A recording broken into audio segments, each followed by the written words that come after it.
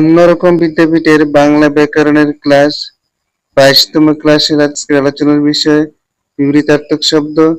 বিবৃতার্থক শব্দগুলিতে আমরা এখানে 30টি শব্দ নিয়ে আলোচনা করব। প্রিয় ভিউয়ার্সবৃন্দ, নিয়োগ পরীক্ষা এবং ভর্তি পরীক্ষাতে বিবৃতার্থক শব্দ থেকে 1 নম্বর আসে।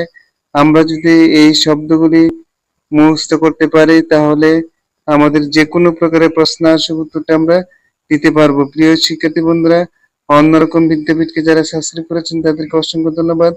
যারা এই ভিডিওটি দেখছেন লাইক, কমেন্ট, শেয়ার এবং নতুন হলে সাবস্ক্রাইব করার জন্য আহ্বান থাকলো। 1 নম্বর, উগ্রের বিপরীত সৌম্য বা কোমল।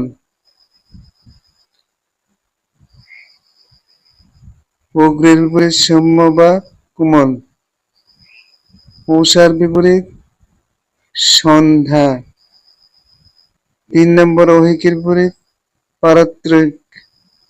কেজুর বিপরীত অকেজু। কৃষ্ণের বিপরীত শুভ্র, শুল্ক, শ্বেত। তিনটার যে কোনো একটা পরীক্ষাতে থাকতে পারে।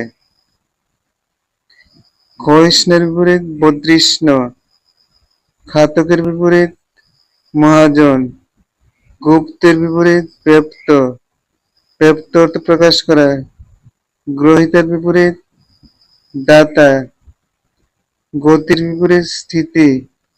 চিরায়িত শব্দের বিপরীত সাময়িক। জানুর বিপরীত আনাড়ি। জানু অর্থ পাকা অর্থাৎ দক্ষ। তীব্র বিপরীত মৃদু। তিরস্কারের বিপরীত পুরস্কার। দৃঢ় বিপরীত শিথিল। উত্তরণের বিপরীত অবতরণ। ঐশ্বর্যের বিপরীত দারিদ্র। উদার্যের বিপরীত কার্পণ্য। কৃষির বিপরীত স্থূল। ক্ষমার বিপরীত শাস্তি। খলার বিপরীত সরল। গৌণের বিপরীত মুখ্য। গরলের বিপরীত অমিত্র। গৃহের বিপরীত সন্ন্যাসী। চড়াইয়ের বিপরীত উৎরাই। জরার বিপরীত যৌবন। অপর বিপরীত শৈত।